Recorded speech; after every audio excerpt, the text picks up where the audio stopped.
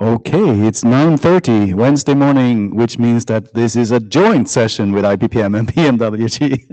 Welcome, everybody. So let's get into it. So up here we are chairs from both the IPPM and BMWG working groups, and we'll be running this jointly today as well. Note well, when you are participating in the IETF, there are a number of guidelines and documents that you should be familiar with in terms of IPR rights, etc., etc. Please familiarize yourself with these guidelines for participation. It is important that we all participate with an equal understanding of what's expected of us. Please also conduct yourself with respect. This is a professional meeting. Treat everybody professionally and with respect. If you feel that you are mistreated in any way, there are a number of actions that can be taken. We have ombuds teams, etc., that you can reach out to. But please all consider treating each other with dignity and respect so that we can have good and productive meetings for everyone involved. If you're in the room here, you should join the Meet Echo. That's how we keep track of the blue sheets. That's also how you are able to join the queues and participate in discussions.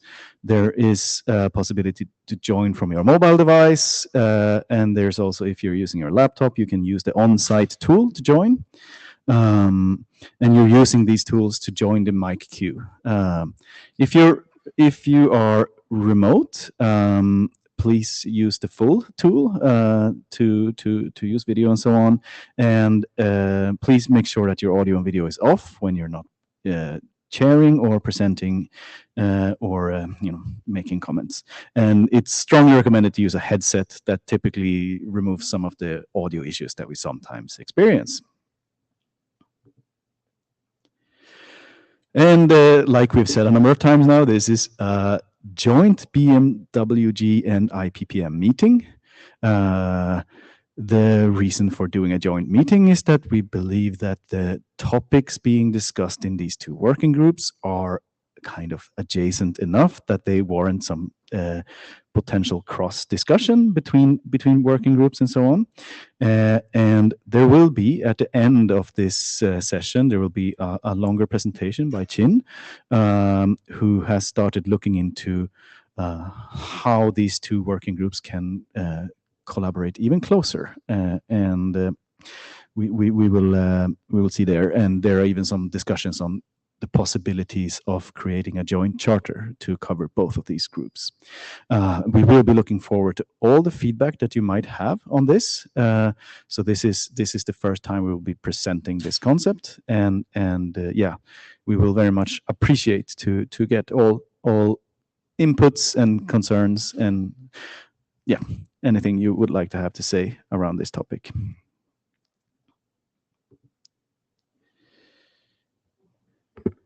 Here is the BMWG charter.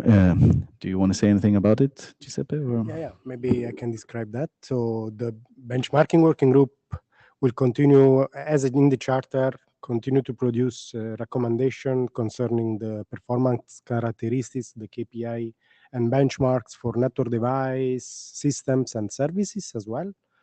The main difference with the IPPM charter is that the set of benchmarks will be developed in the lab environment, so with controlled stimuli in a controlled laboratory environment. So, and of course, the benchmarking that guidelines that we develop are an input for the network operators, testing organization, and for those affected also by the benchmarks that are networking and testing equipment manufacturers. So this is, in few words, you can find the full charter in the link below. Yeah.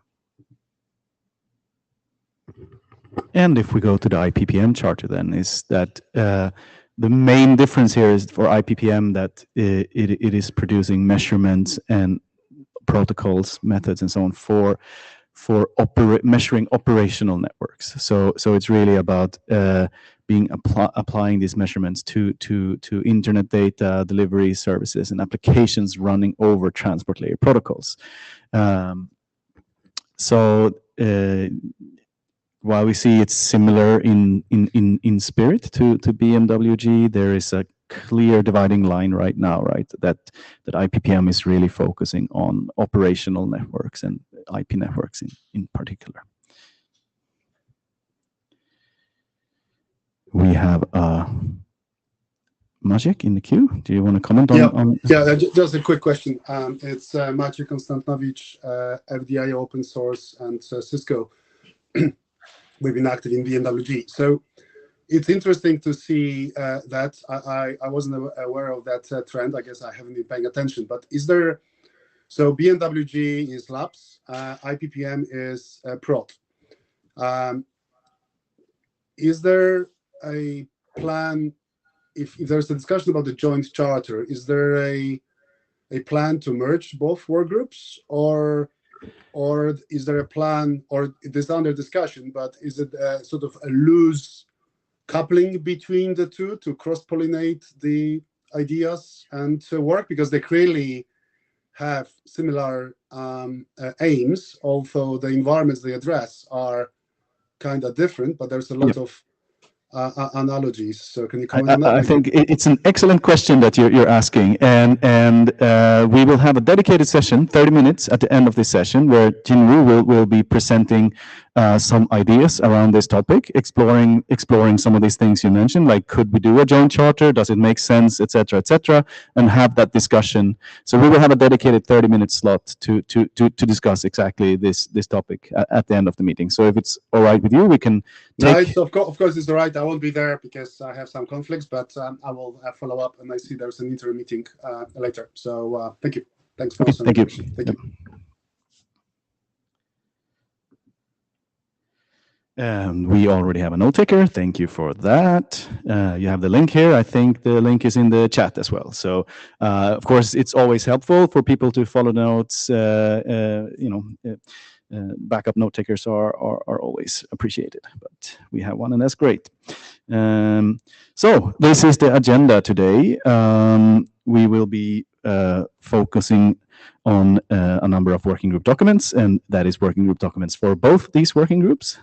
So we are right now at the welcome here, and then we will be, basically doing IPPM and BMWG documents more or less after each other. There's a number of documents here to be discussed, and we will also have a little bit of discussion on proposed work. The documents we are going to have on the proposed work section today are documents that we have seen quite some discussion around for some time, both in meetings and on the list. And then finally, we will have this potentially joint chartering discussion at the end to discuss the topics of potential synergies between these working groups, and if those synergies can be formalized in some way. Is there any agenda bash?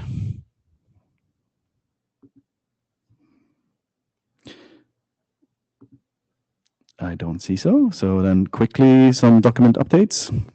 Yeah, I can start with the BMWG document updates since last meeting. So basically, the ML search draft has been submitted to SG for publication. So there is a wrong here comment about the revised ID needed, because just this morning Maciek published a new version, and also made follow up to move ahead the document. So no ID is needed anymore. Regarding also the Young model for the network tester configuration, it passed the working group last call. It is now a little bit on hold because a new revision is has been prepared to address the Young doctor's review. And in the agenda, Vladimir, we will describe the new revision. Also, we made a cross-posting to NMOP and OPSAVG as suggested by the Young doctor's reviewer. Other documents are progressing. The SR benchmarking methodology is preparing for the working group last call, while the document on power benchmarking has been adopted just this week. So the adoption call has been concluded. Also, the new milestone is under review of the area director, Matt. So will be updated soon. We have other two items for the future discussion. So there is a pending point on revisiting BMWG RFCs to update the old RFC 2544. And also there are some expired working group documents so that can be moved to that state if there is no further interest. I will send an email after the meeting to see what are the documents that I meant, and people are free to express their opinion. Otherwise, the documents will be moved to that state. That's all. Okay, and a quick update on IPPM documents. I'll do this fast because we're a little bit behind schedule already. But we had a long process with this IPPM capacity protocol draft where it was a little bit stuck in ISG reviews due to a number of security concerns.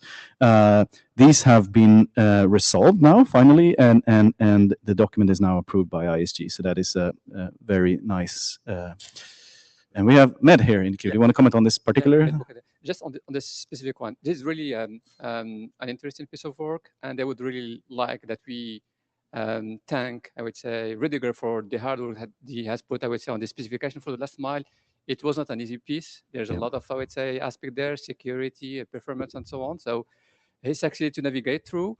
There are some lessons that we need to I would say, to have from that exercise. We will be discussing that in the future, but I would just wanted us collectively to thank Rudiger for the hard work. Yeah, absolutely. Huge thanks for that. And you were taking on work that initiated by Al Morton, and I think it's very, very, very, very well done. And yeah, strongly appreciate that. And it's not been easy. It's been a long process. Yeah. Other documents. Asymmetrical packets and hybrid two-step have been passed to the IESG, and the hybrid two-step has been received some Ops AD review, so it's ongoing, the process there. IPPM quality of outcome has passed working group last call, and actually this week we have also finalized the Shepherd review. It says pending here, but the Shepherd review is finalized, and it's been submitted to ISG for publication as well. And then we have the draft IPPM on-path active measurements, which passed working group adoption call, and we currently have an adoption call running for the Integrity Yang document. This is it has been running for a few weeks, and we would very much like to urge the working group to take a look at this, and because we already have the integrity document as a working group item, and this is a very important companion document. We would like to get a little bit more input from the working group before adopting it. We have seen some support, but please consider looking at this document, and hopefully we can progress this adoption call very, very quickly after this meeting. And that's it. And let's then move on to our agenda.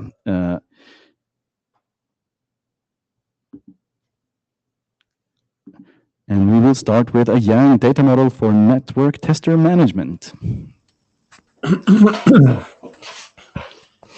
Hi, can you hear me?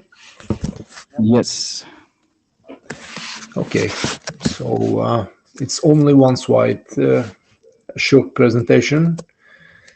Can you move to the next slide? I don't think I have the control. Yes, this is the only slide for this session. So we have had a very good review from Andy Bierman from the Young Doctors, and he has read the models and the document thoroughly and come with a lot of insights. He spotted us a few issues like not critical. He had some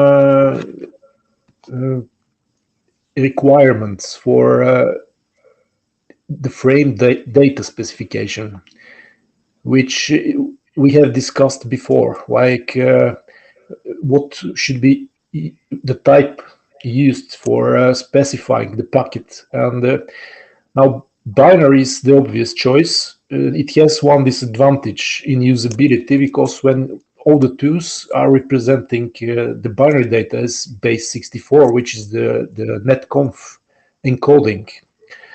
And that's a bit tricky when you want to edit the packet and you want to see clearly the MAC address. Often you paste it as text when you edit on the command line or in a GUI. And when you're programming, suddenly you cannot use a base 16 type when writing test cases. And test case writers usually use scripts, so it impairs the usability of the way you specify that. So it has been intentionally chosen as a hexadecimal string, and Young has a hex string, but it is a very compromised solution. It was based mostly for status reading both capital letters, and this is like if you have an old implementation that reads data from a script, you don't want the device to do a lot of work figuring out and converting from capital to lowercase letters. It works very well for SNMP, and that's a problem when you submit a configuration, and it has the opposite effect. If you have different configuration applications, then suddenly you end up with the same problem. You have to do conversion on the device, which usually has not so much power, especially in the case of embedded devices and so on. So the Young hex string is good for status. That's my opinion. And if we have to make a change, I would probably favor binary, and then adding some support to the tools to figure out if you want to specify and visualize binary as base 16 or base 64. But it's a difficult decision, so I have left it out for now, and I'm thinking on that and waiting for input, and we can bring it up into the net mode group and see if there is some solution there. But we have to decide on that. And then yes, I made the changes which were obvious and accepted easily. So the new 07 model has fixed like 60% of what Andy came up with, and we have tested that model. We have submitted it. We have run the applications that we have in the hackathon. It worked. And we're waiting for these reviews from the NMOP Ops area group. And I just sent a reply to Andy's last mail on the mailing list, just to be clear that the session, everything has been replied to. And we take it up on the mailing list. But things are happening, and I'm positive that we will have some good progress for the next session, and probably we'll solve these open issues as well.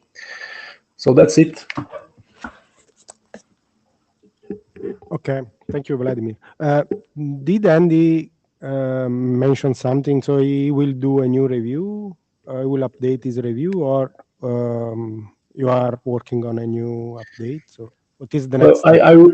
I replied to him, and he replied back. I took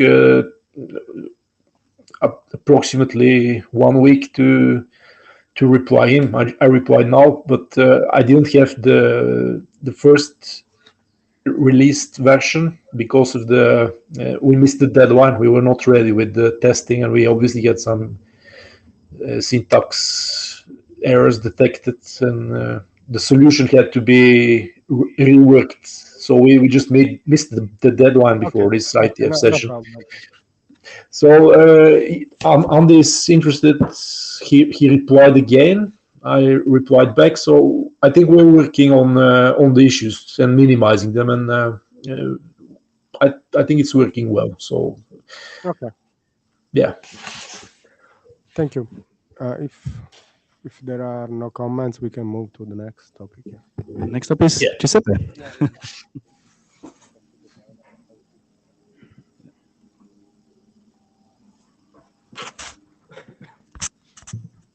Do you want the? But it's just yeah, this is an update about the on-path telemetry for active measurement draft that has been adopted just recently. Yeah, you can see just a quick update. So the scope is that in several scenarios, maybe makes sense to perform hop by hop and end-to-end active measurement, because active test packets can be used mainly for end-to-end. But if we, let's say, use these active test packets in combination with hybrid methods, we can perform also on-path active methodology, active measurements. You can see some example with the ICMP, SMPP6, or LSP ping, or OWAMP, TWAMP, and STEMP. Yeah, if we consider the case of IPv6, but this can also be done in the MPLS for the MPLS data plane, and it is reported in the draft. The IPv6 hop-by-hop options like the altmark or IOM can augment the active methods that can be the ICMPv6, for example, or the OWAMP, TWAMP stamp packet in order to enable this kind of end-to-end measurement, this kind of hop-by-hop measurement together with end-to-end measurement. This approach is important, is not adding any new functionalities to the existing mechanisms. And for the manageability aspect, the same manageability considerations valid for stamp and hybrid methods alone are valid also in this case. So yeah, the change from the 00 to 01 after the adoption, basically we include the comments received. So the MNA substacks for IOM and alternate marking described in the relevant documents reported in the slide. And also we added the RFC 9714 as example of MPLS encapsulation for altmark method that we missed in the previous version. And also the reference to the application of altmark to SRv6 that together with RFC 9343 can be a feasible solution for SRv6 and plus additional editorial changes. I think the next step is that the draft is quite stable because it's very simple and straightforward document. There are no, but comments are welcome. So if something is missing, please review and thank you. Thank you, Giuseppe. I don't know if there are comments. Any comments from anyone? If not, we will move forward with SR benchmarking method. Let's see.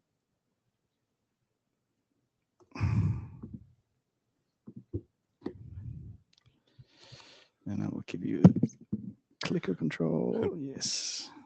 You should have control now. Yeah. Thank you. Hello, everyone. This is Luis from Telefonica. I will present the update of the draft on behalf of my co-authors. So the scope of the document basically is to define a standard methodology for benchmarking segment routing. So the draft basically covers the different RFCs applying to segment routing, and it covers both segment routing MPLS and segment routing version 6, including the compression of seats. The history of the draft essentially was adopted in IETF 119, sorry. In the origin, we have essentially separated documents, but the decision of the working group was to merge them, and we have been provided different updates in per IETF meeting from that from 119 basically. So the point where we are now is providing a final update for the scalability, as I will comment next. So we added a new section 6.7, including a scaling test. The objective here is to check the scaling capabilities of the device. And basically, we have defined different scaling tests. One baseline test for considering one segment routing policy with one candidate path and 3 seats. Starting from that point, different scalability dimensions. The scalability or the testing of the seat scale per segment list, so that basically we can even stress the device up to the maximum seat depth. Also, the testing of the segment list scale, so basically defining a number of segment lists and basically running that through the device to understand what are the limits of it. Also, the testing of the candidate paths in one segment routing policy, defining again different number of candidate paths, and basically stressing the device to understand the support of candidate paths there. And finally, the testing of the segment routing policies, defining again a number of segment routing policies and understanding the behavior of the device for that scale. In order to collect the report, basically the results of this scaling test, we also added new report parameters in the section 5, so that we can, basically in the final report, we can also consider the results of it. And apart from that, for sure, as always, minor clarification and editorial changes. So the next steps, we are now on version 0.5. We have addressed, version 0.5. The idea is to address the remaining comments in version 0.5. We plan, as Giuseppe commented before, going for a working group last call, and also we consider the evaluation of the liaison from ITUT SG11. They are defining this method for verifying conformance to segment routing version 6. And here the point basically is from their side to consider as well this work as part of their work in ITUT, essentially. So this was all from my side. Thank you. Thank you. Any comments?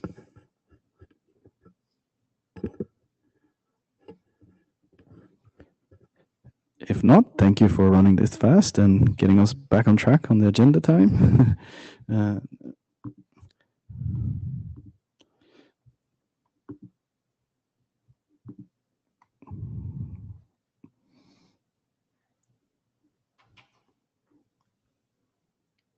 And next up, we have Rakesh. He's going to do two presentations.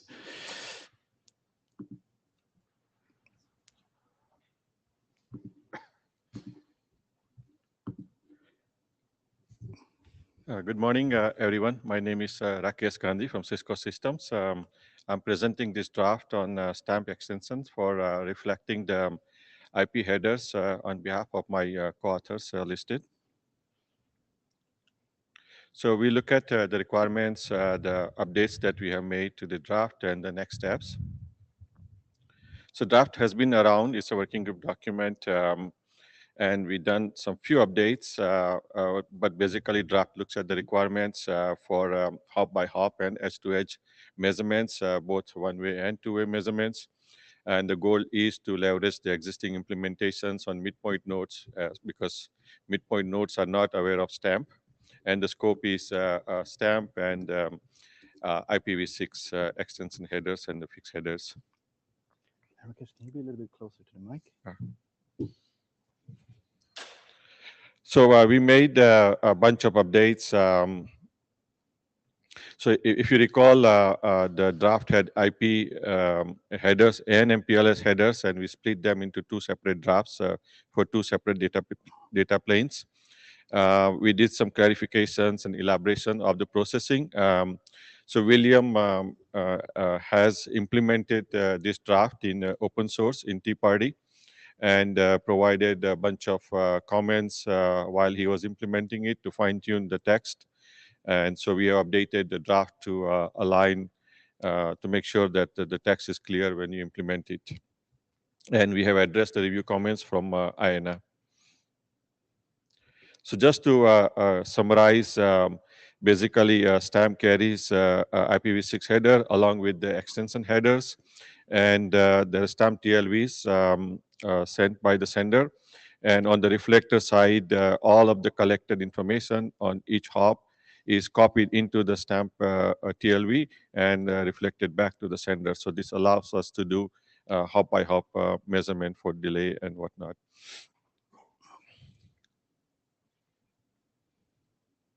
So we welcome your review comments and suggestions. We believe draft is ready for working group last call, except Footer sent review comments yesterday. So we'll address them in the next revision. Thank you. Thank you. It's good to see that progress, and we will definitely consider it. More feedback is always welcome. Do we have any feedback already here on the floor? Anyone wants to comment? If not, we'll move on to your second set of slides here. And it should be here. And I will give you back control. Here you go. Again, my name is Rakesh Gandhi from Cisco Systems, presenting the draft to reflect the MPLS headers in STAMP on behalf of my co-authors. So requirements, updates, and next steps for the draft. So requirements is again hop by hop and edge to edge measurements for MPLS data plane in this case for two-way and one-way measurement. And again, Midpoint's not aware of STAMP, so we're really leveraging the MPLS implementations. And now the M&A is working with documents in MPLS, so this draft incorporates them. So recall that this was part of the existing working group document. So we split the draft into two data planes, and this is the second draft. So we clarified various procedures to align with the latest post-tech header draft in M&A and address the INR review comments.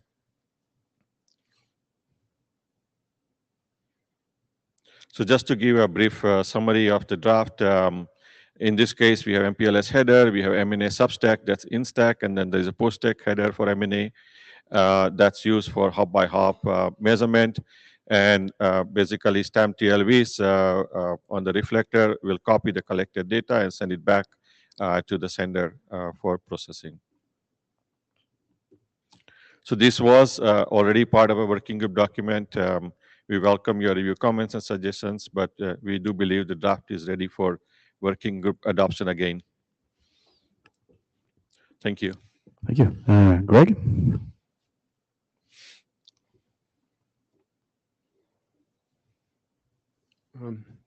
Greg Mirsky Erickson. Thank you for splitting this into data planes, because that helps and clarifies things.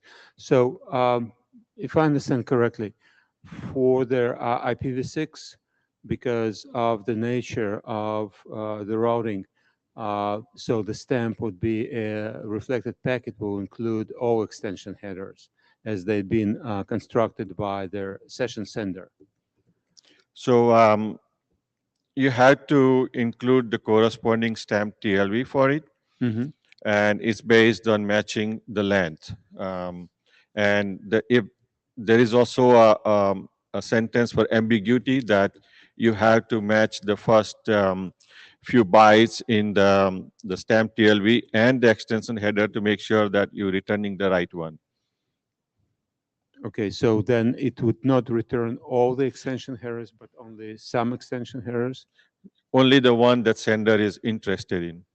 Okay, okay. But in MPLS data plane case, so that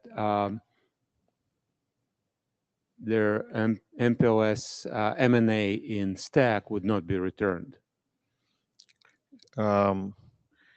The M&A substack will be returned if there is a corresponding stamp TLV for it.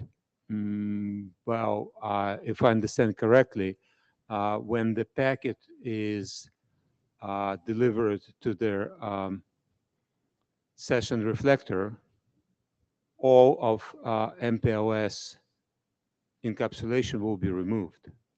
Yeah, so that's a good point. In this case, if you're doing hop by hop and edge-to-edge measurements, then you need to make sure that the M&A substack or post-stack header is received by the reflector in order for it to send it back.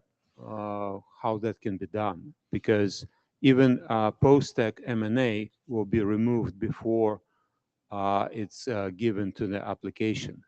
So the reflector would not get any MPLS information whatsoever.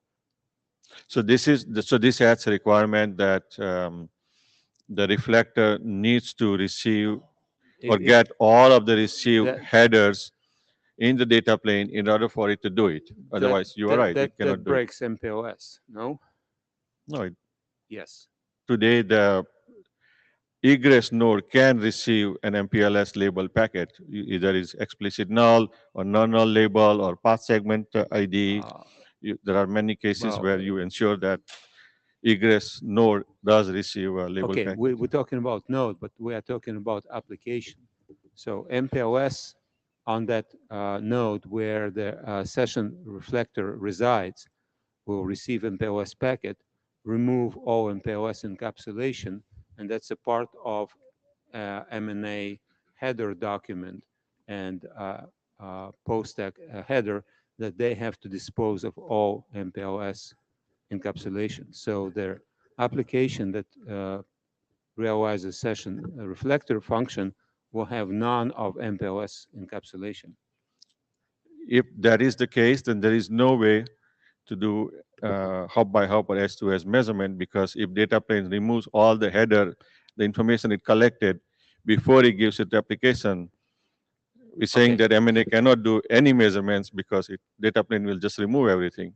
That's So not let true. me just quickly pause here. I think you're having a very good discussion, and it seems like it's a kind of fundamental discussion on this draft. So I will ask a question to you, Greg.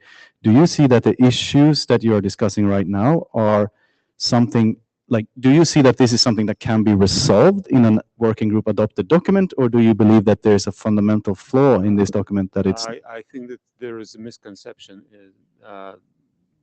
on grounded expectations of the behavior. Okay, so I would suggest you to take this discussion further offline, and you see if this can be resolved. We are considering this one for a working group adoption call, so we can of course take further discussions in such a call. But this is very useful feedback, and yeah, I urge you to keep the discussion offline and then continue the discussion offline, maybe on the list, and then we'll see how we can progress this. And I would recommend it to reach out to MPLS working group. Yep. Okay. Thank Yeah. you. Thanks, Greg.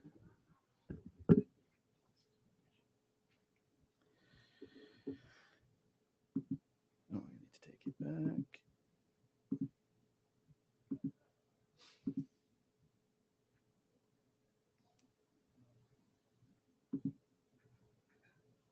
Next up is considerations for benchmarking network performance in containerized network infrastructure. Hello, can you hear me? Yes, a little bit weak audio, so if you can either increase the gain on your side or be closer to your mic, that would be good. Okay. Do you want me to pass you slides control? Yes, please. Right, you should have it now. Yes, thank you. So, hello everyone. My name is Mingok, and this is the latest update of the working group document, considerations for benchmarking network performance in containerized infrastructures. So this slide is introduced again about the scope of the draft. So the containerized environment, they introduce some new aspect that can affect the result of NFV benchmarking. And this document focus on the gap that's previous IFCs that have not mentioned about the containerized NFV infrastructures. And they are the container networking models and the container resource configurations. So for the latest updates, so there is a new individual wrap inside the working group that have a pretty similar scope with our working group draft. That is a telco cloud benchmarking consideration. So we have contact with the author of this draft, and we discuss online, and we come to agreement that on the scope separation between the two documents. So for the working group draft, it focuses on the container architectural and CMS design aspects that influence the NFV benchmarking result. And they are the networking models and resource configurations. Meanwhile, for the individual draft of the authors, so they will specifically focus on telco cloud CNI. And they will provide the benchmarking guidelines and methodology for that, which include test setup, performance metrics, topology, tariff spotting, and format. Maybe some metric and configuration that had been defined in previous IFC and also in the working group document will be mentioned again inside this individual draft. But the author, they will specify how these metric, how the parameter can be adapted to specifically to tackle CNI. So with that scope separation, we also invite authors of this document to review and contribute to our draft as well, because they are also expertise in this container environment aspect.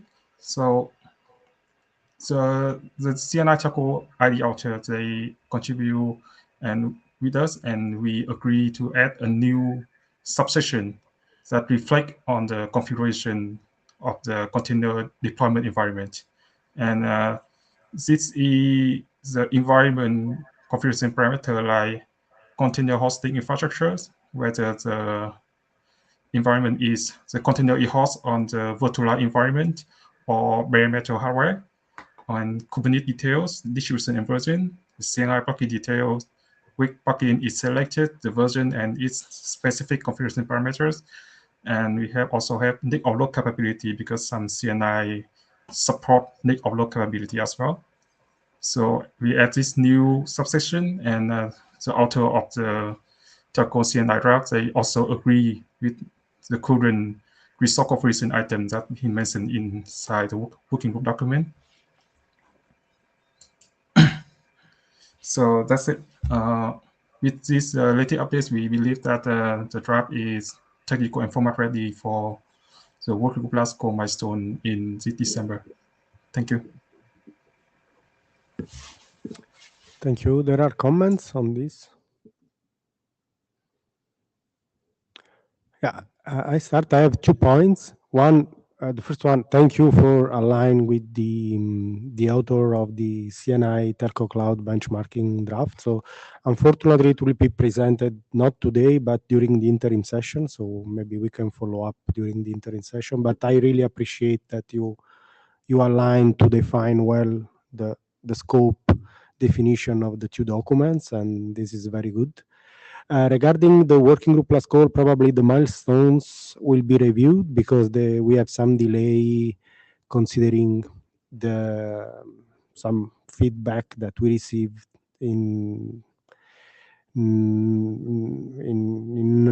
it's not in a good time, so especially for the young data model draft. So we are a little bit behind the normal schedule, but yeah, we will. This is for sure one of the candidates for the working group plus call in the coming. But I will update the milestones after the meeting. So maybe December, maybe not feasible, but yeah.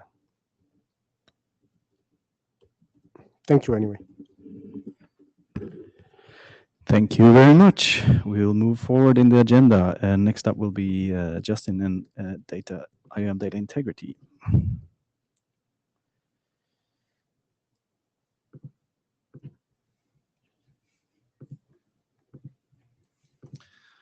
Morning. So this is it working? Yeah. Yeah, you have to be really, really All right. close to the mic, unfortunately. So this is an update on the sorry, an update on the integrity protection of IAM data fields drafts.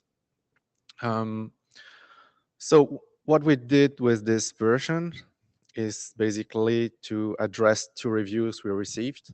The first one was very helpful from Giuseppe, and we received a NAC on the mailing list. So I think it was addressed, right?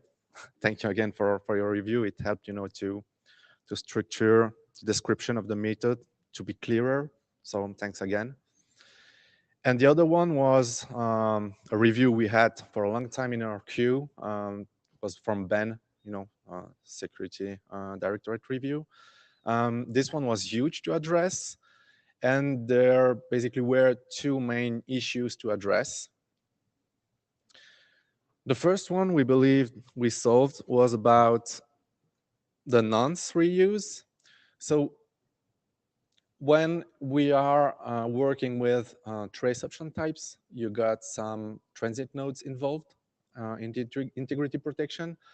And due to space constraints, in this context, we don't want to store in packets a nonce per node, right? So what we do here is that the encapsulating node just generates a nonce, and then it is reused by transit nodes to perform GMAC operations. This is not a security problem here, but what we have to make sure is that none of the nodes in the IAM domain would reuse the same nonce with the same key.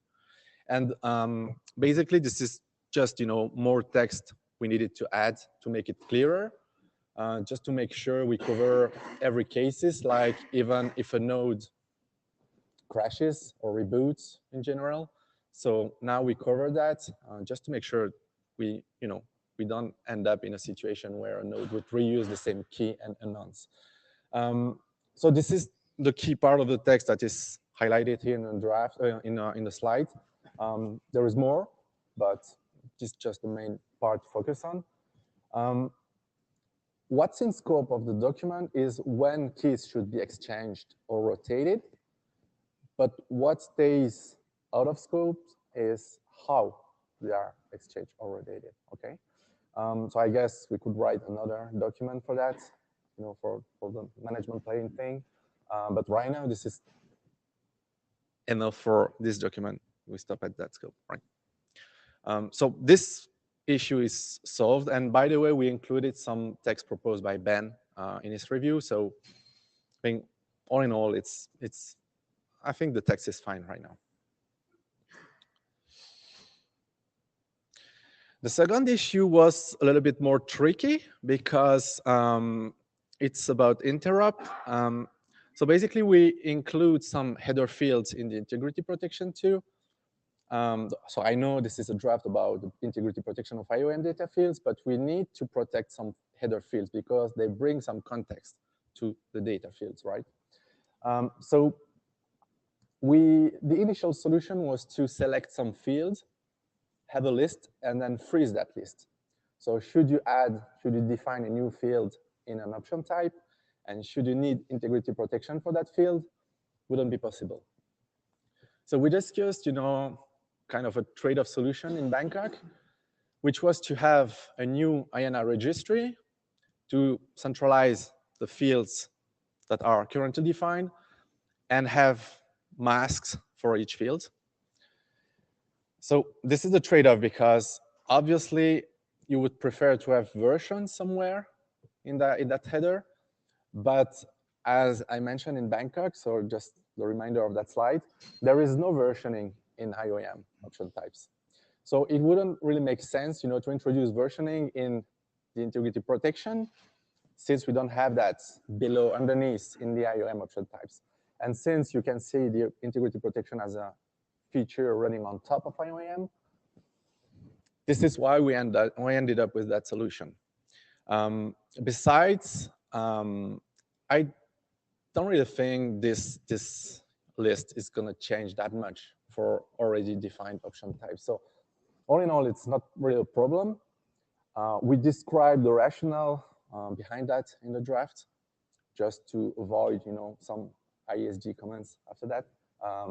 But I suspect we're going to have some anyway. But anyway, so this issue is, according to us, the authors, is solved. But let's see how it goes. And obviously, we would like to have feedbacks from the working group. So if you can read the draft, this version, and provide some comments, would be very appreciated. But for us, we think that now the document is ready for a second working group last call. So we keep reading the text again and again, and I think the main points were addressed and the security flows are covered. So yeah, thanks a lot for doing this work. This has also been a very long-lived document with a lot of difficult reviews. It's a difficult topic. Interesting journey. Yeah. It's a very interesting journey, and we're very, very much appreciating that you are doing this work. It's very, very important work, but it's it is tricky. Do we have any comments right now from the floor, Frank? Yeah, just this is Frank. Just to underline again that versioning discussion that we had, right? There is no versions right now.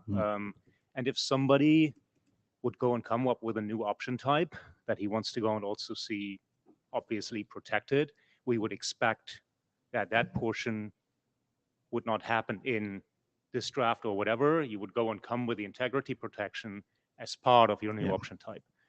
Given that we have integrity protection now, we would expect that that would be handled in conjunction and lockstep with a new proposal, so that that isn't really a problem that we would have, right? So I think it's a natural progression of things. Yeah, that's correct. That's the draft is mentioning. So basically, if you define a new option type and you want integrity protection for that, you would have to update that registry, to define the fields and what you want to protect or not. So yeah. That is good. And is that something you make very clear in this document already? That It is. Yeah. Okay. Perfect. Great. So definitely we will consider this one for an upcoming working group last call. I think we're definitely in a good state now. All the hard work you've been doing, and I would very much urge the work. Yeah. Who? Yeah, we can do it. We can just do a show of hands in the room here. We don't do it. But has anybody read the latest draft to begin with? Yeah, we have a few people here. Not sufficiently many. So yeah, I would urge everybody to read the draft, and we would really like to get the working group last call kicked off on this one, and we would need proper review. So anybody who is interested in this topic. Integrity protection of IOM is very, very important. This is an important document that we need to progress. So yeah, please take your time to read this document carefully, and we will, Thomas and I will go back to figure out the scheduling for working group last call, but we hope to get that. I would say that is a priority for this group. Yeah. Thank you very much. And next up, we have Stuart on responsiveness.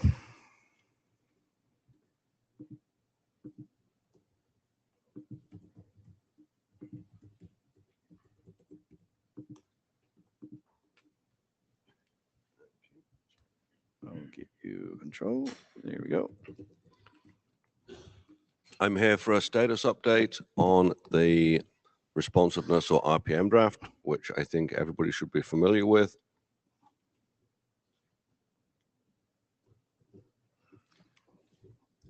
Is it working? Now it's working. So this draft is fairly well polished. It's been fairly well reviewed, and the document itself, I think, is in good shape. But last time we met, I had a feeling that it didn't have enough real-world testing.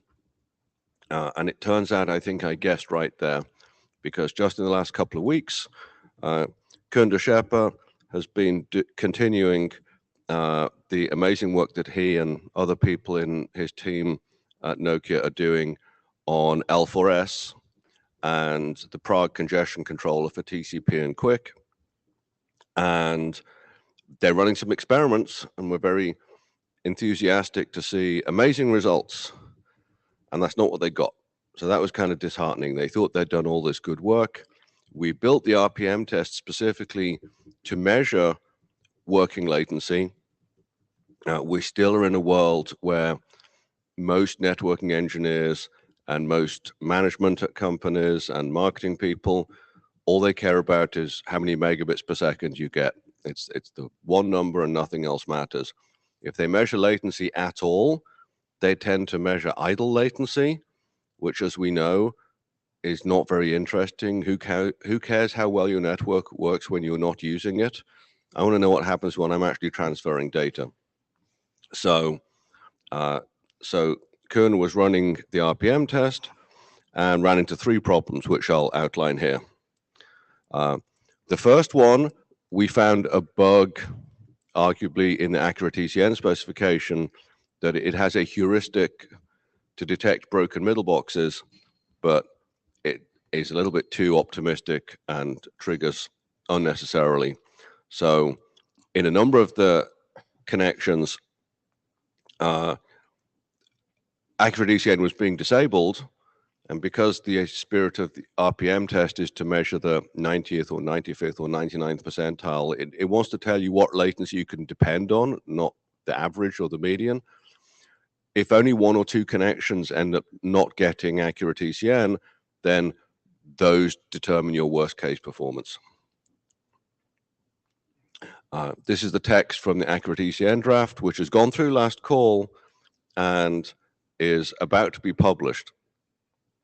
It talks about the possibility of reordering means there's a small chance that the host will unnecessarily disable ECN. And in my defense, back in February in the last call, I did say I was worried that heuristic would trigger incorrectly. I didn't have any evidence that it would, but I've done this enough that I'm always worried about heuristics. And it turns out I'm glad we hold.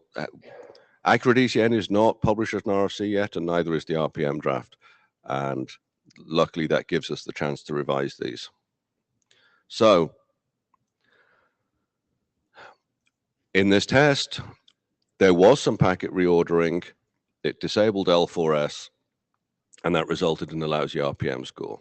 So, right after this meeting, I'll be in TCPM proposing that we consider removing this ill-advised heuristic. It is very late in the publication process, so I'm going to present the information and let the working group decide the best way to proceed.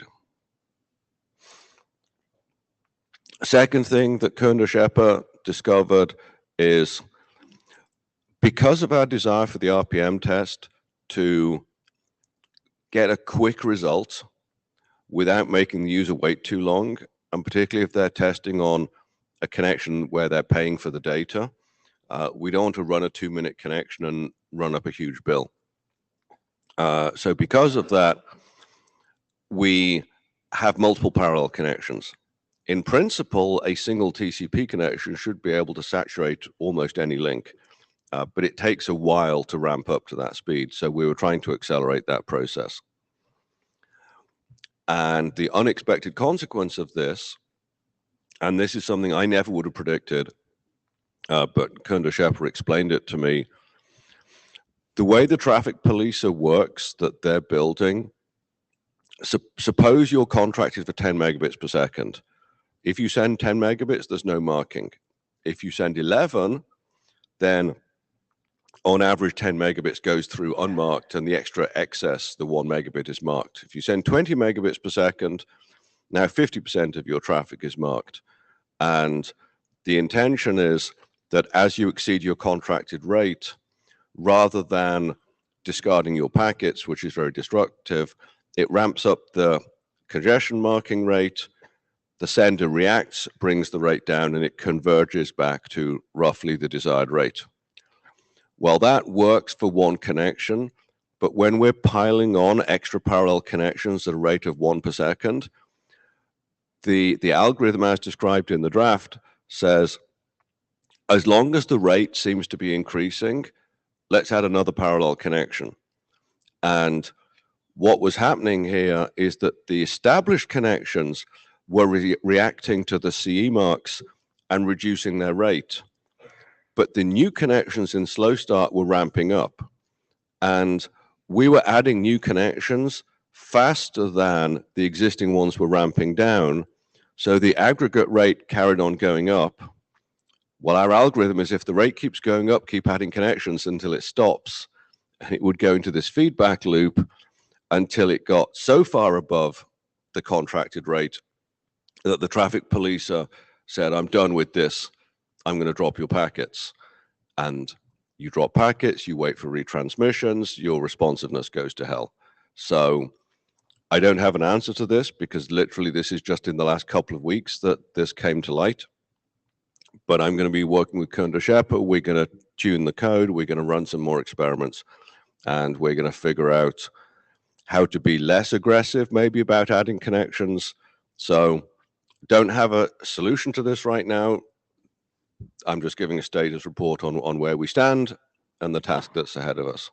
And then the last thing, the draft talks about the importance of minimizing source buffering delay on the sending device, because we're trying to measure working latency. And if we have a bunch of self-induced latency, we're skewing the test. And this is the same advice. Any application that wants to get good responsiveness at the application layer needs to take the same precautions to avoid buffering too much data locally that it hasn't even sent yet. And this is something that once I describe it will seem completely obvious to everybody, and maybe it should have been obvious to us, but we just missed it. The code defaults to an unsent backlog of 16 kilobytes, which is not a lot on gigabit networks. It's 128 microseconds, and it's like, okay, that's within the margin of error. We don't worry about that. And if you have 10 parallel connections, each with 16K buffered, you're at 1.2 milliseconds, which is, okay, it's not great, but we're looking at 10, 20, 30 millisecond round trip time. So an extra 1 millisecond is not fatal. And the thing that's obvious in retrospect is we've had lots of people run this test and report results and validate it. And guess what? We're all Silicon Valley engineers with gigabit connections at home. So we've all been testing this on really high rate networks. And if you test it on a like a 10 megabit connection, then now everything is 100 times longer. So your 10 flows are now taking 128 milliseconds. And if that queue is both for the request and the reply coming back, now you're up to a quarter second of added latency in source buffering. And I, of all people, should have known this because I've been working on trying to reduce source buffering for a long time, but we just missed it. So I'm also going to go back after this IETF meeting and see what we can do to tune that source buffering size. I suspect what we want to do is start off with the TCP not sent low watermark set to about 3 kilobytes, which is 2 TCP segments, which is the minimum you can send and still get an immediate ACK. And then as the data rate goes up, we can grow that TCP not sent low watermark to give a bit more buffering, because at gigabit speeds, you do need some buffering for efficiency. At very low speeds, you want less buffering. And again, that'll be experimental to work out a strategy that works there. And that strategy from the test will also filter into advice for application developers about what they should be doing in their applications. So comes to the final proposal, which is the same as I said last time in Madrid, which is I think we're fortunate that we didn't rush and publish this RFC because we'd be amending it now. So what I would really like to do, if the chairs in the working group are supportive, is to keep this as a living document. We'll keep experimenting and revising, and when we're really certain we have something good, then we'll publish it. And I think it's important we focus on quality, because in a world where so many people only care about throughput, we need a really good document that describes how you measure responsiveness and its effect on user experience. And we need that not to be a flawed document if we're going to succeed in changing the world's mind about this. So that's my presentation. Any questions or comments? Thanks, Stuart. Any questions from the floor? Otherwise, I'm going to insert myself first as an individual and then as a chair. So first, the issue I think is really, really interesting that you did this measure, or Cohen did this measurements, because when you actually test things in the wild, that's when you discover these things. But just to clarify, this particular network, it was not a kind of physical limitation that there's a queue building up, but it's a policer that enforces a rate, and the way it does that is by doing CE marks on packets that exceed some rate. Is that the case, or? That is correct, and that itself is a whole very interesting area. Yeah. When I've worked on networking, I'm normally used to dealing with physical bottlenecks. Yeah. Right, so I've got my gigabit Ethernet going into my cable modem, and the upstream can only carry 35 megabits per second. I can't wish it would carry more, because it just won't. There are other network environments which are perfectly valid, where they run a fiber to your house that can carry 10 gigabits per second, but you're only paying for 100 megabits. And they want to manage the traffic entering the core of their network to be what people have paid for. They don't actually need to spend the money on high-speed RAM chips to buffer those packets because the fiber can carry it. If it comes in on a 1 gig Ethernet and it goes out on a 10 gig fiber, the packets literally can't arrive fast enough to overwhelm the egress. So you never actually need to buffer the packets, but you do need to apply this artificial throttling. Today, that is done by having a little bit of software that models a virtual queue. And every time a packet comes in, it increments the virtual occupancy. And then as time passes, it decrements that count. So it's tracking what the state of the queue would be if you had a queue, but it's not actually queuing. This is brutal for the transport protocols because you can be filling up your virtual queue and you're about to hit packet loss. And even a delay-based congestion controller can't tell because the delay isn't changing. So the transport protocol is doing its normal capacity-seeking behavior, probing to see what rate it should send. And the network gives it zero warning until it goes, bam, I'm throwing your packets away. And that's really destructive. It's very expensive in terms of wasted capacity. So ECN provides a wonderful option here that you can build a low-cost, high-performance policer that gives a warning to the transport saying, back off or I'll start throwing your packets away. So this is a great technology, and this is something I had not personally experimented with, but it behaves slightly differently, and it was causing this problem. Yeah, super interesting. And I think it would be really interesting to compare the behavior of RPM, where you actually have like a physical bottleneck that does ECN or L4S and this case, and then perhaps it's possible to develop some form of maybe you don't like the word given the discussion in TCPM, but some kind of heuristic to detect whether you should be quicker or slower with adding new connections. For instance, if you detect a lot of CE marks, but there's no impact on delay at all, maybe that's a sign to be a little bit more conservative with adding connections or something. But yeah, that's... No, I don't object to that at all. I'm not allergic to heuristics. I'm very cautious that they have to be used very carefully in case they get the wrong behavior. Great. So that was my individual comment. As a chair, I would say that I think, I'll have to discuss with Thomas, but I think it makes sense to keep this document alive. The experience we're gaining now with real world testing is really invaluable. And I think that we rather take more time and get the quality of this document to be, to really reflect so that the measurements that you're proposing here are applicable in the real world. Otherwise, all this work somehow is a wasted effort. So I think we're fully supportive of that. Thanks for your support on that. Hopefully it won't take too long. Some of it is just things take a natural time to evolve. With Accurate ECN, it was not in the Linux kernel. It was not in the Linux kernel for a good reason, because the Linux network maintainers do not want to throw every harebrained idea into the kernel. So they wait for it to be published as an RFC before they're really certain this is worth adopting. And that creates this dependency that we don't get wide-scale experience until it's an RFC, but we don't get the experience we need to inform the RFC until after. So luckily, because the RFC is imminent, it's now actually going into the Linux kernel, and now we're finding the unexpected issues, and hopefully in time to revise the RFC, although that remains to be seen an hour from now. Excellent. Thank you very much. We are a little bit behind schedule, so we'll move forward.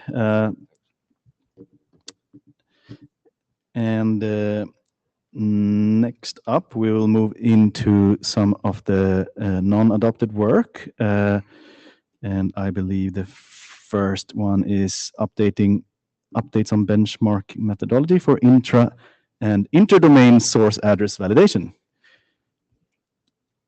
We'll give you slide control to the clicker. Yeah. Okay.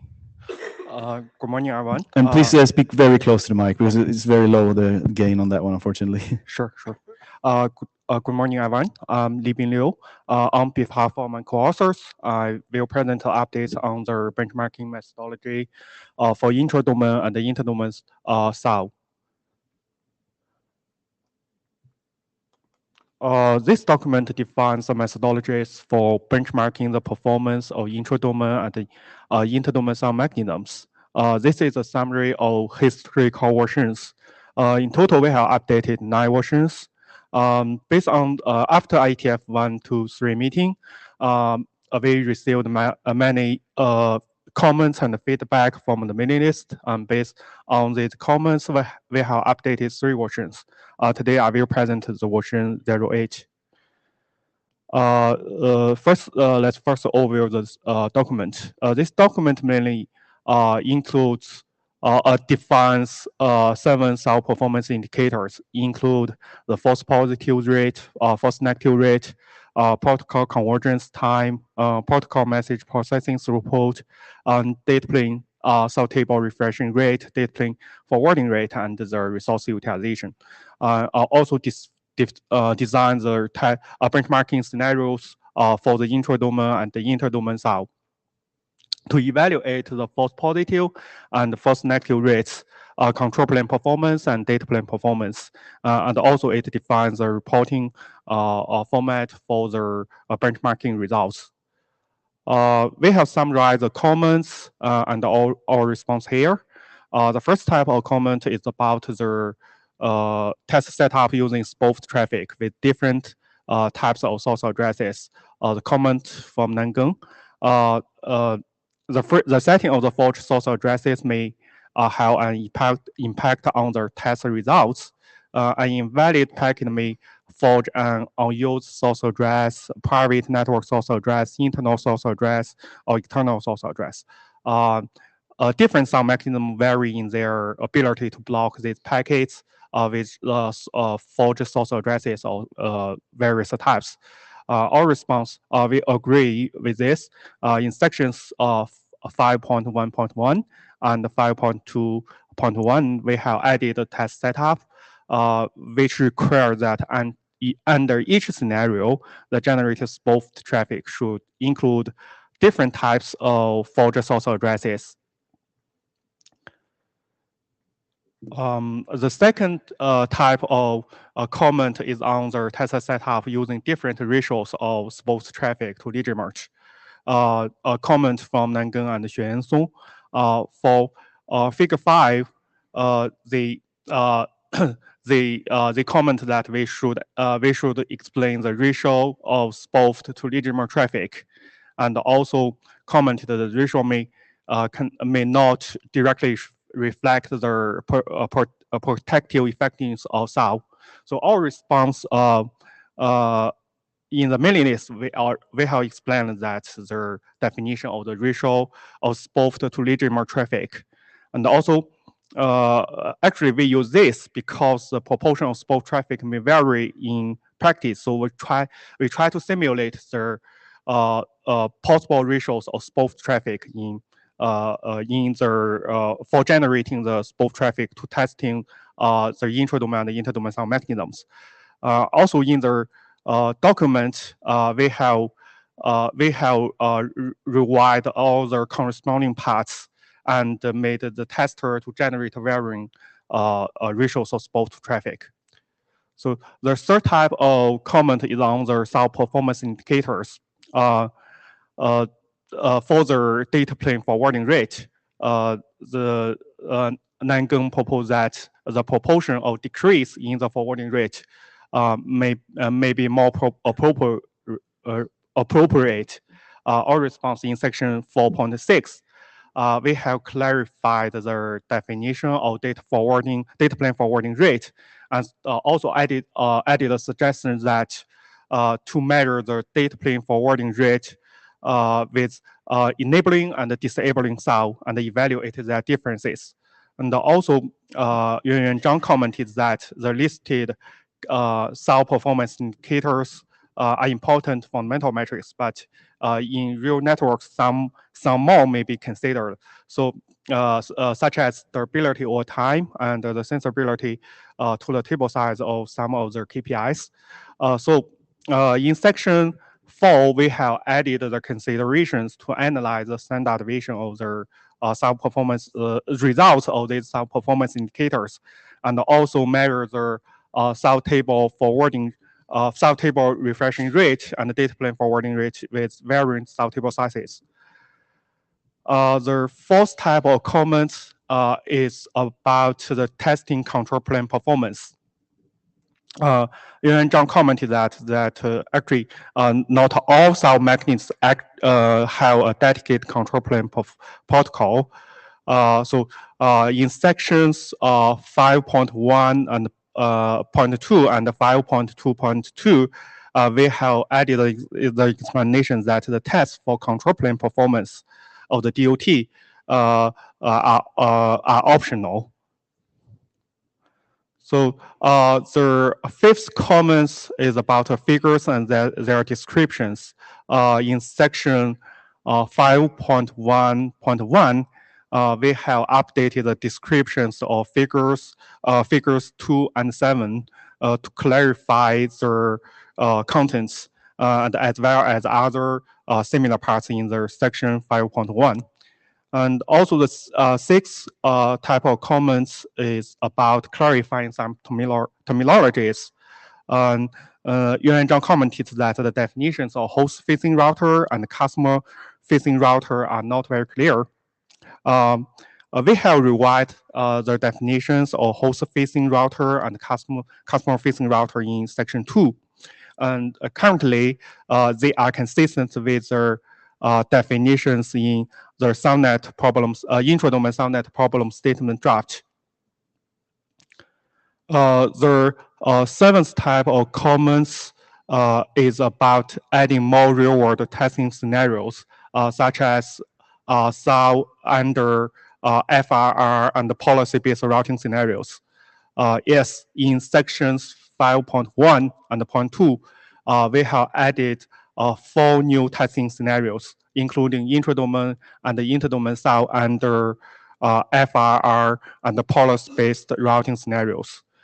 And the eighth comment is about a partial deployment. In fact, in the document, all the testing scenarios are partial deployment. This is a summary of our main updates, mainly comparing the version 08 to version 05. We have updated the terminologies, cell performance indicators, and the test cases of cell mechanisms. For the terminology, we have updated the definitions of host-facing router and customer-facing routers. For the cell performance indicators, we have recommended that analyze the standard deviations of the benchmarking results of these cell performance indicators, and also evaluate their data plane cell table refreshing rate and the data plane forwarding rate with varying cell table size. And also, we have added different types of spoofed source addresses to test the intradomain and the interdomain cell mechanisms. And we have illustrated different ratios spoofed to legitimate traffic and the control plane performance testing. We also added new testing cases for intradomain cell and the interdomain cell under the FR and the PBR scenarios. So for the next step, we think the document is stable, and we request the workgroup adoption. Thank you very much. Any comment? Yeah, if not, I can surely say that it's good that we receive so many comments from SafeNet folks. So this is positive, because we in benchmarking we don't have the expertise on SafeNet, but it's good that so many folks comment. And for the working group adoption, for sure, we can try to run an adoption call soon. So yeah, thank you. Let's sync up after the meeting. Yeah, thank you very much. Thank you. Next up is Greg White.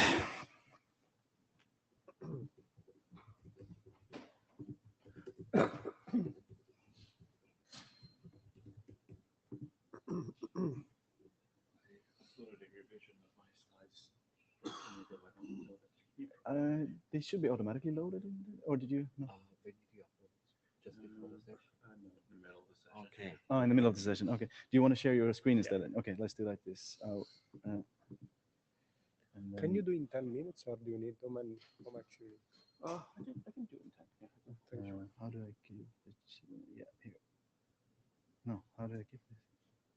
You request a screen share.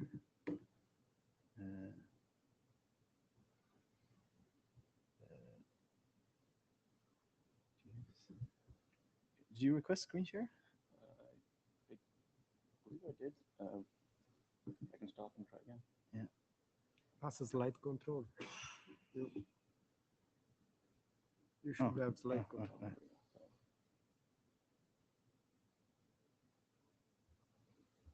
That's just. Oh, slides. So you should have the. So if you can take away the slide control.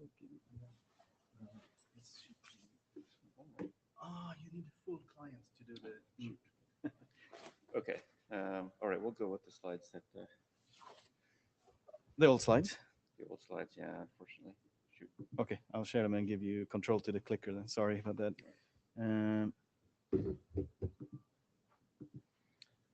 All right, apologies for that. Greg White, Cable Labs, presenting on behalf of my co-authors, Greg Mirsky and Xiaomin.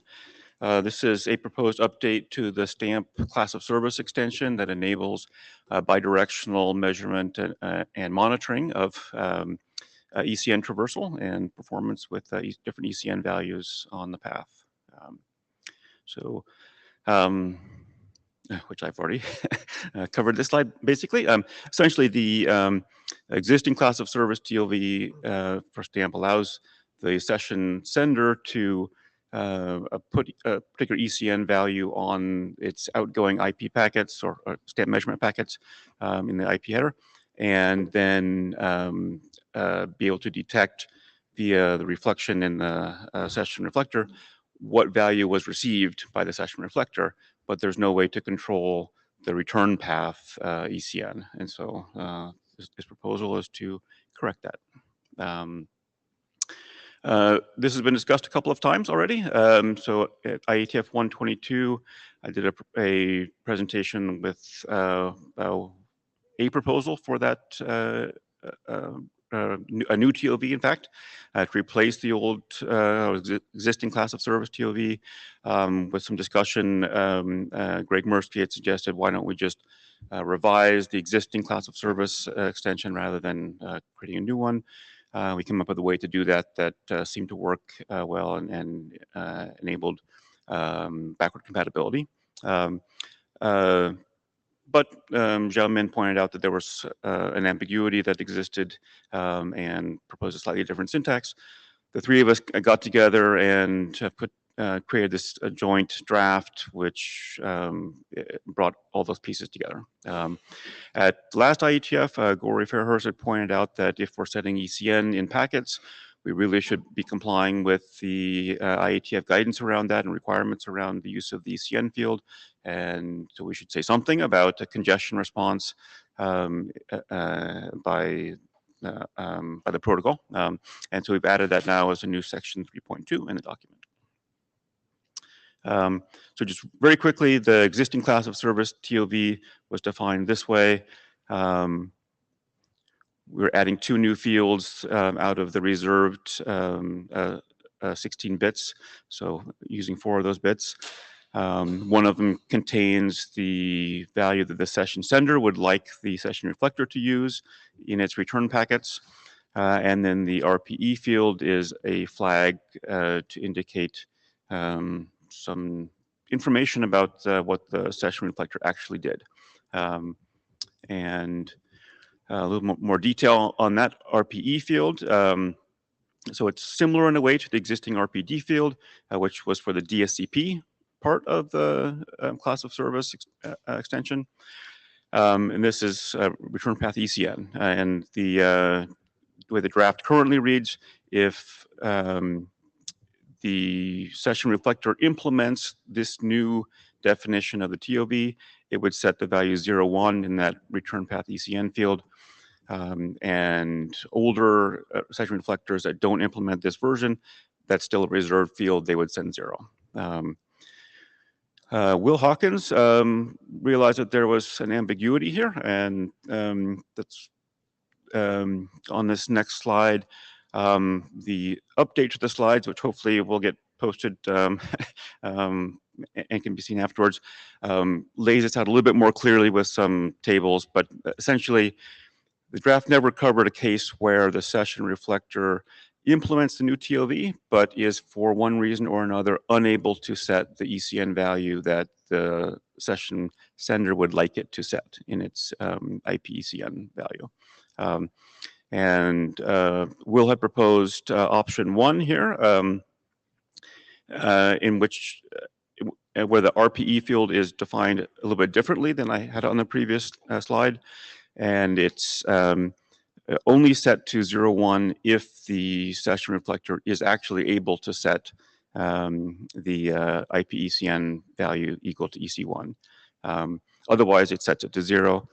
That seems to work, except for there's an ambiguity if the session sender actually wanted the session reflector to use the 0.0 value in its ECN field.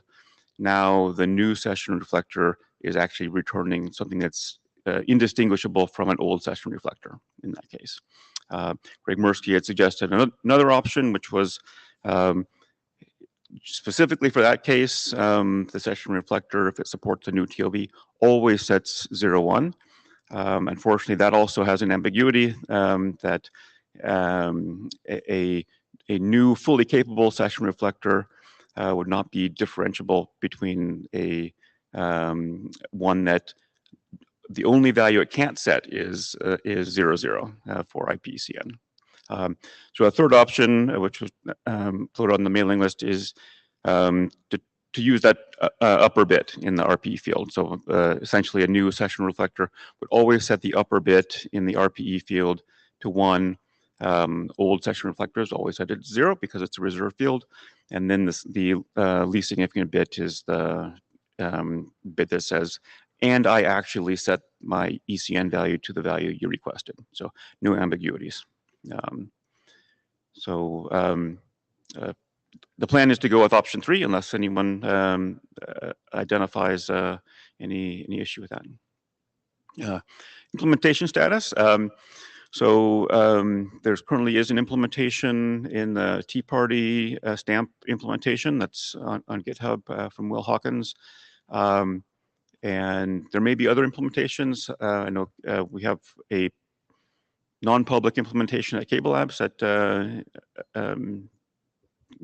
is nearing completion. And there's been some discussion about doing interop testing in a future hackathon. Will Hawkins was planning on coordinating that. Last I heard, he was targeting the Vienna meeting for some interop testing. So that's the status. Question for the working group. This has gotten a lot of discussion over a couple of IETFs and on the mailing list. So a lot of people saying this is an important feature. And we'd like the working group to consider adopting it. So any comments from the floor? We have Rakesh. Rakesh Gandhi from Cisco Systems. So we presented the reflecting the IP extension header draft, and it reflects the entire IP header, IPv4 header, as well as IPv6 header. So it will also reflect or send back the received, all the DSCP field and whatnot as well. Yeah. So it was just that what is the interaction, and maybe draft can just say you can do this way or that way. But I think it doesn't do what it should be in the reverse direction. Correct. So that's the correct. Yes, that's a good point. Yeah, we should add a mention of the header reflection. And the second point is that, and this is probably we have in the draft as well, that user can provision value on the reflector as well, that for all the sessions use this DSCP or use this ECN and whatnot as well.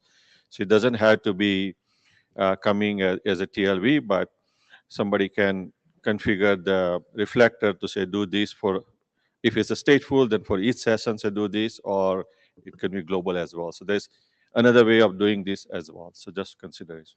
Yeah, so in that case, if the session reflector is aware that it doesn't have control over the setting, but it knows what the is going to go out in the header on as the packet leaves the box, then I think the options that exist in the TOV still work. You can still set them to indicate to the session sender that I either was or was not able to do what you asked. Obviously, if the session reflector code is unaware that its packets are being manipulated, then yeah, there's just not much that can be done. Right? Yeah, I mean, there is a default behavior on the reflector. Then there is a global provisioning on the reflector to do this. And then there is a stateful reflector, say for each state do this. And then there is one that comes on the wire says, no, I want you to do this, right? So you can just explain. Yeah, okay, sounds good. Yeah. Thanks. Greg Mirsky Erickson. So I would like to extend what Greg, my co-author, responded. So the intention of TOV to do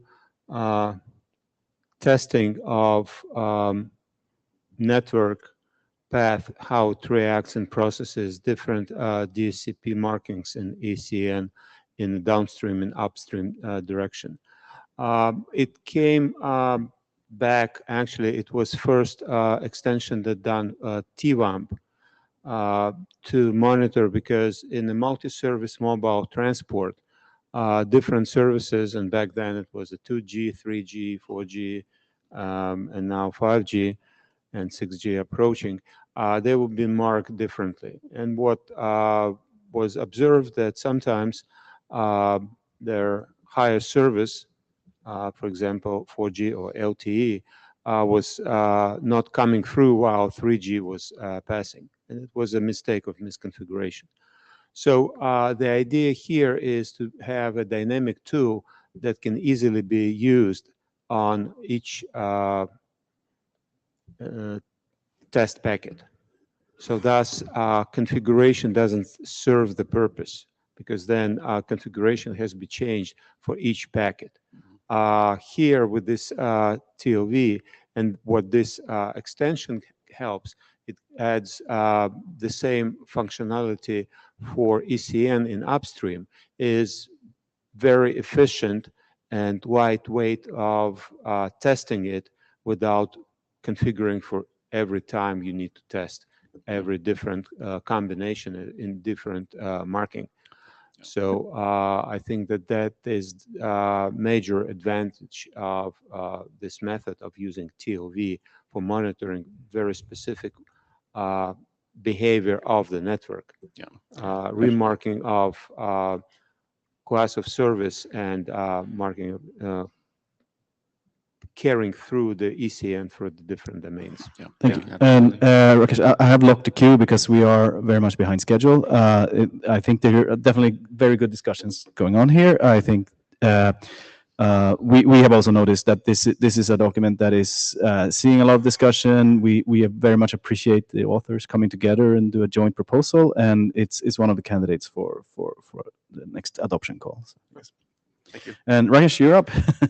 And if possible, if you can keep it a little bit fast as well, because we are behind schedule, unfortunately. Okay.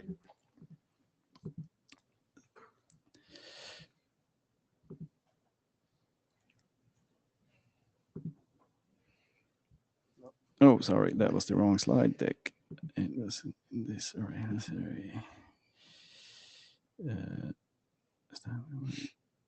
Oh, wait, this one, right?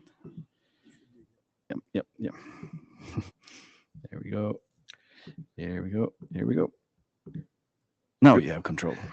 Good morning, everyone. My name is Rakesh Gandhi from Cisco Systems, and I'm presenting the draft on STAMP extension for measuring residual bit error rate on behalf of my co-authors. So objective is to measure the residual bit error that escapes CRC and FEC and result in UDP checksum. We already have CRC errors that result in packet loss that's already covered in STAMP.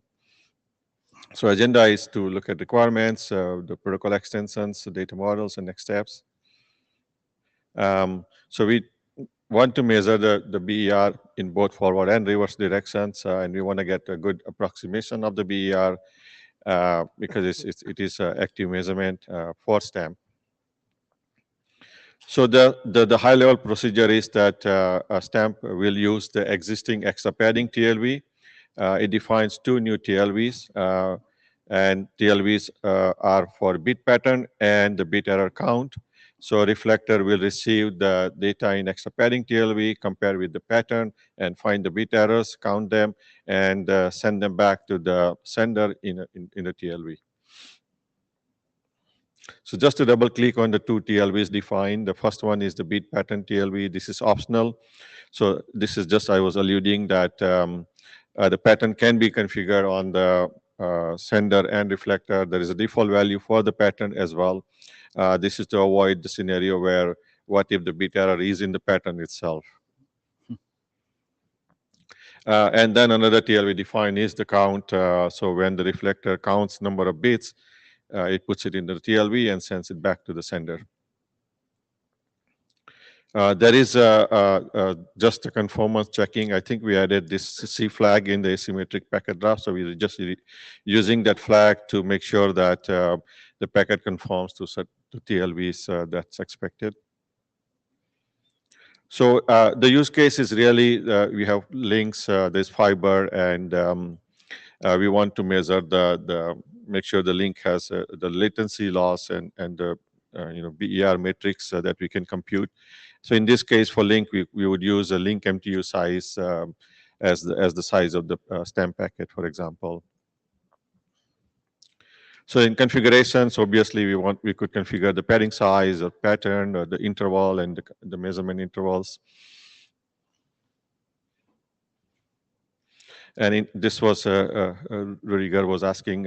Basically, we compute the packet error rate and bit error rate for the forward direction and reverse directions using the TLVs and the data in the TLVs. And we have threshold checks for the bit error rates and packet error rates for telemetry and alarms and whatnot. So many thanks to William for implementing open source for this draft. He found while implementing a few fine tuning and gave good feedback, and we updated the draft with it. So thank you, William. Really appreciate it. Many people reviewed it. William, Rudiger, Greg, Zhenchuan, Xiumin. Thank you for review comments and welcome additional comments. And I think draft is in good shape. We are requesting working group adoption. Thank you for that, and thank you very much for running through this quickly. It's highly appreciated. Any comments from the floor on this document for now? Otherwise, yeah, we agree with your assessment. This is also a document that we've seen good discussion, good support of, and it's definitely on the queue for adoption calls as well. So thank you so much for. Thank you so much. So next up is Chin, who will be talking about potential consolidation of these two working groups that have been meeting here. And yeah, so this is the second time we meet jointly, IPPM and benchmarking working group, and now is the time to discuss whether this is something that should be more formalized and so on. So I will hand it over to you, Jin. Thank you. So thanks, Chair, to set a background for the discussion at the beginning. So in early discussion with working group chair and also our AD, and so we realized actually both IPPN and the BMWG work independently, and cross-border worker coordination is zero, and work not efficiently. So we really think it will be greater for IPPN, BMWG to to better structure and collaborate. And so consolidation is one straightforward way to go. And so we name this consolidation effort as BIPP, Benchmark IP Performance Measurement. So a little bit of background recap, and we in Madrid, in the previous meeting, we already tried this joint working session as experiment. and it run pretty well. And we make a working group member to work together and across area topics such as path tracing get it reviewed, and also we have some cross-border topics such as quality of outcome also get investigated, which require both working group member to pay more attention. So both IPPM and BMWG stick to the current structure for decades. So the overall goal for this discussion is looking for the consolidation, schedule the proposal for consolidation effort. So we can make a two working group with common interest in topic to work collectively to better structure how IETF can better approach the network performance and benchmarking activity. And so the scheduled proposal will include the initial scope of this consolidated charter, and also will priority what kind of work we really want to develop. And to do so, we really want to set up the consolidating work plan, and we will discuss and refine this work plan and also time frame based on input for today's discussion, and so we can quickly put it into practice and make the consolidated charter ready before the next ID meeting. Why we want to do this consolidation? If you know the history for this both working group, both are long-standing working group, and both has a significant attendance overlapping in the past, and also both have technology overlapping, for example, performance metric measurement method. Therefore, it will be great to leverage the synergy, encourage bridging, instead of build as a silo. So look at the working group health in terms of the working group participation, contribution, statics, and if you look at the working group attendance chart and also working group email discussion chart, and you will see significant dropping for the BMWG participation. And also, if you further look at BMWG individual draft growth chart, and there's slow growth of the new worker. There's many factors affect this statics data, and but I think one of the important factor I believe is like sufficient input from the test community and the user community, and also it didn't make a good use of cross-SDO collaboration, for example, collaborate with assay test community. And for IPPM, and if you look at the individual draft growth chart, and actually it has a clear growth of new worker, but we also see some crises. For example, in the past, there's quite a lot of topic in the Lightning Talker didn't progress very well. There's slow transfer rate for real standardization. And both IPPM and BMWG, has quite a lot of joint interest in topic, but they actually like good collaboration. And for BMWG, if you follow the mailing list, actually there's some working group document, in the working group last call, but lack of sufficient review, so it need to extend for another working group last call. So all of these problem can be resolved to the consolidation for better solution. So what's the benefit for IPPM BMWG consolidation? And we see top three benefit. In the past, the liaison statement has been sent to IPPM and BMWG separately and didn't draw too much attention. With this consolidation, we can provide a single point of contact for cross-SDO collaboration. We also know performance metric directive has recently been revived, so we can delegate this cross-area review task to this directorate, so we can review this performance-related worker in other working group in other area, and so make a performance metric more comparable, align with the guideline principle developed by this consolidated working group. Second benefit, we think we can develop a common building block for both performance measurement and benchmarking test. And if you remember in the RPPM, there's one of the RPv6 measurement metric related work, get a block and a pushback by ISG. So one of the important reasons is like a security consideration. So this kind of issue also apply to BMWG related work. So if we can develop a common security framework or template, it will provide a foundation for the future worker. And also we will see, a lot of cross-border worker in RPPM has already been merged with quality outcome. And also in BMWG, there's some service benchmarking also comply to the production network. And the third benefit is it can increase the contributor and reviewer basis, so we can get a more sufficient review and input and make a more good progress. So,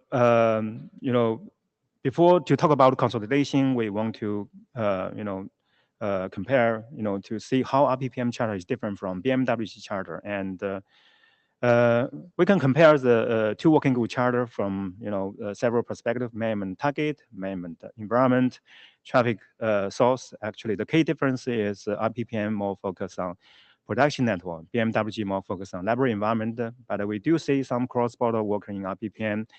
For example, corridor outcome actually use benchmark as a basis, and some cross-border work in BMWG actually can be applied to the production network. So the common ground is performance metric and the measurement method. So how to consolidate? Actually, I think consolidation should build on top of this common ground. So this common ground will comprise three aspects. The first is using performance metric directory to review this performance metric related work, and also cross-area work related to performance metric. Second, we can provide a single contact point for cross-SDO collaboration, which allow liaison exchange between the IETF and other SDO and the user community and test community. Third, we can develop a common framework guidelines related to the network performance metric and the measurement methodology. And for BMWG specific work and IPPM specific work, I think we should align with this common ground derived from this common ground. And there's four issues come up when we talk with both working group chair. And the first is there any common framework and what it look like? Second, how to leverage and develop a performance metric directory. Open issue 3, how we can set the dispatcher role. Open issue 4, and how we can review the performance metric developed by other SDO. So let's break down these 4 issues one by one. So is there any common framework? And we see top 3, actually 4 common building block we can require these both working group to work collectively. The first, we can develop common security framework for both measurement and also benchmark.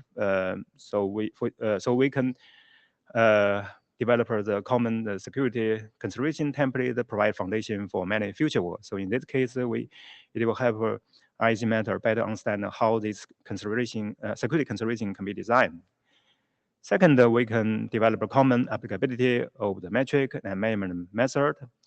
And for example, we already see some cross-border work like responsive and colleague outcome. And we also see consolidated working group can explore how we can use the metric to ensure network performance to meet SLA. For example, provide the network quality assurance, provide end-to-end service guarantee. Third, worker actually we can develop common metric and common performance characteristic, which in both library environment and production network. Take IPv6 transition benchmarking example, it has already applied to the production network. And fourth, actually, we can develop a common design guideline and principle, and which can be used for the network layer performance, transport layer performance, application layer protocol performance. For the last two, bullet, actually, we may consider to revisit RFC 2330 and RFC 6390, and to see how we can better align what has already developed today. So second open issue is about how we set the role for the performance metric directly, how we can grow performance metric directly. And I think we know performance metric directly has been dominant for many years. Recently, get a revival. The important role is help our Ops AD to review the performance metric document that are ready for ISG review. But we can go one step further. We think we can need to better balance between the benchmarking expertise and the performance metric expertise, and grow more leadership with benchmarking test experience. And also, we need to identify the leadership from this performance metric directly to reach out the test community and user community in that consortium to solidify more input and requirements. And also, we can identify the leadership who can better serve the directorate. In addition, we can make good use of the resource from this performance metric directorate and to plan deep dive tutorial on benchmarking and performance measurement. In this way, we can increase awareness as a whole. Also, we can call for contribution from this community.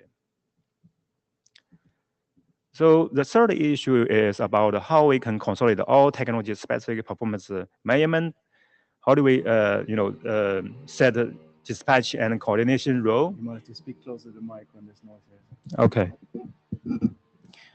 So as you can see, actually, the performance measurement method and metric are developed in various different working groups in different areas, built as a silo. And so the important role, set by this consolidated working group is review all the performance-related work, make it comparable, make it better align with what IPPM and BMWG, developed. Use IPPM worker and BMWG worker as a basis. And so, in addition, actually, we need to, for dispatch and coordination role, actually, we should consider currently not all the technology-specific performance measurement need to be developed by these consolidated working groups. So the dispatch role need to be explicitly called out in the consolidated working group charter. And so my understanding may be similar to the second dispatch in the security area and dispatch in the hardware. So we can,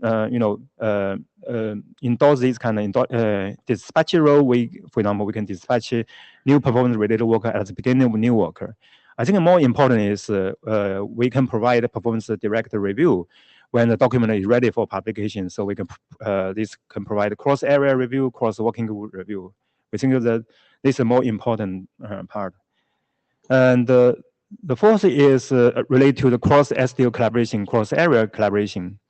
And in the past, IPPM has good collaboration with MPLs, RDR, LSI. I think we should continue to do this. And in addition, for this consolidated working, we should consider to collaborate with new emerging working group like CAS, Green, and maybe Mapper RG as well, who are responsible for developing new metrics.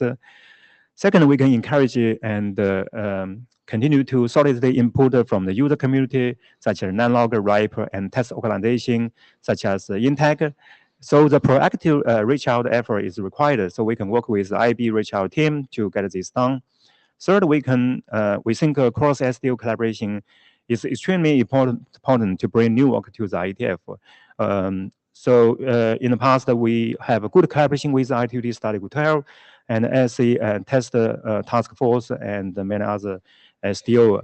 And so I think this is is the best practice we should continue to do. And also we think we should explicitly call out in our working group charter and for example, we formally appoint a working group liaison contact with other SDO.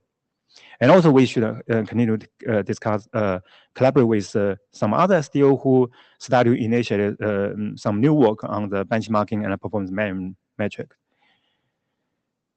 Last not the least, actually, I think we can consider to catalog and track of the tools implementation. Then one of the ideas is to set up a centralized GitHub and a wiki page to connect not only measurement tools, but also measurement protocol implementation. We also need to involve the test organization because they are very good at to help to track of these tools and implementation. So the question is who can contribute this. So here's the proposed timeline for the consolidated work plan, and based on what we discussed today, and we'll continue to discuss and connect feedback on BMWG mailing list and IPPM mailing list. And based on discussion with the working group chair, a dedicated interim meeting will be scheduled in November 20 to discuss draft consolidated charter and transition plan. And if everything goes well, we'll finalize the charter for the IAG interview review at the end of the February 26th. So with that, I conclude my presentation and comments, input, and suggestion. Yeah, we have about 7 minutes for discussion on this topic. So please, if you have any opinions on this, make it to the floor. Hi, Greg Mirsky, Ericsson. Yes, so as you acknowledged, the scope of this group explicitly in current charters are as opposite as possible. So the benchmarking is lab, and that's for the good reason, because benchmarking requires controlled environment in order to make the test reproducible. For IPPM, that is opposite. So we work with their operational network, whether in service or out of service. And there is no expectation of reproducibility. So their measurements and the metrics we produce are reflecting the current condition experienced by the network. So I don't find any synergy there, any commonality. The benchmarking, as I observed, and I've not attended it for many years, it's not about network, it's about behavior application. For IPPM, and explicitly in its charter says that it develops metrics for IP networks. Yes, it's true that some of these metrics being applied and used in other networks, for example, MPLS. But it's, again, in the charter of these working groups to develop application of OEM methods developed in other working groups. So forcing them to do the work in a new working group looks like a land grab. And I wonder if you reached out to these communities with this idea. Yeah, thanks for your comments. Actually, I no, it's a question. The, have you reached out to other groups with this idea of taking on the work that they've been doing until yeah, we now? did have some offline discussion with the person in both working group. Actually, also for the test organization like INTEC. Actually, they actually think they favor to this kind of consolidation. Which group? Yeah, not a working group. It's INTEC. This we consult with them actually to see how they think about this consolidation. They fully support this, and so.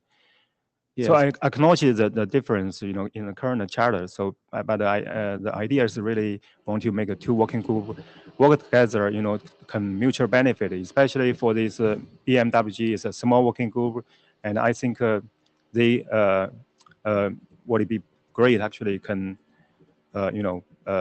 benefit from this consolidation.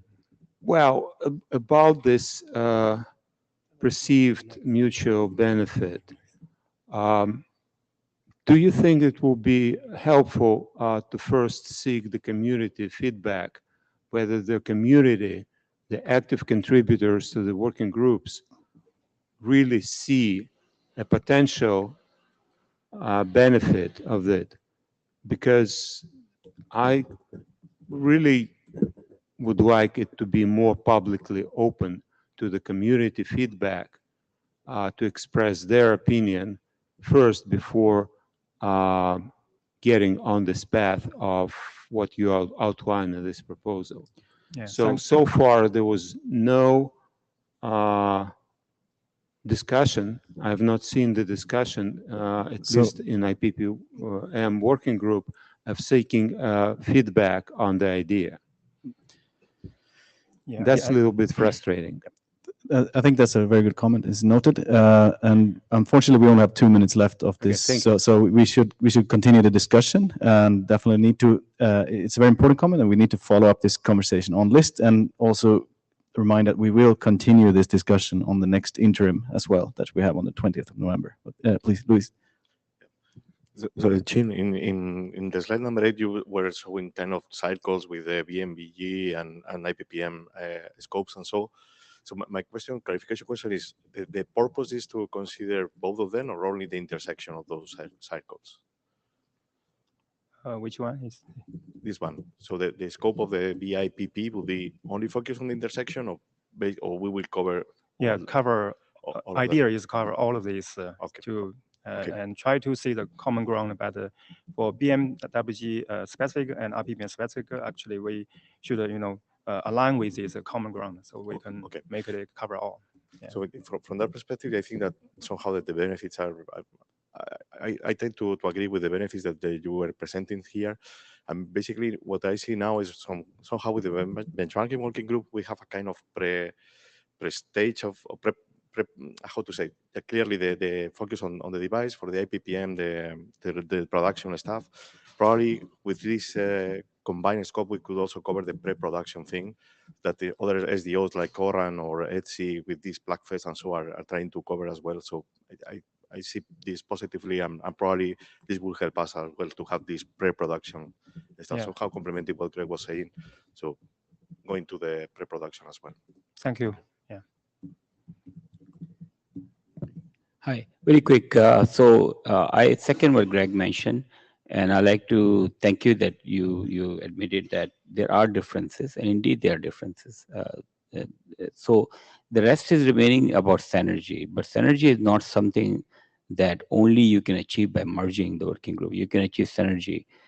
There's across the board synergy, right? Need for synergy. So I think it's different. It's going to dilute the people that want to participate in each of the working group. There are different set of people. In my organization, there are different set of people that are interested in IPPM work, and there's different set of people that are interested in benchmarking work. So it's going to dilute and it's going to just combine everything, and just you're going to flood everything.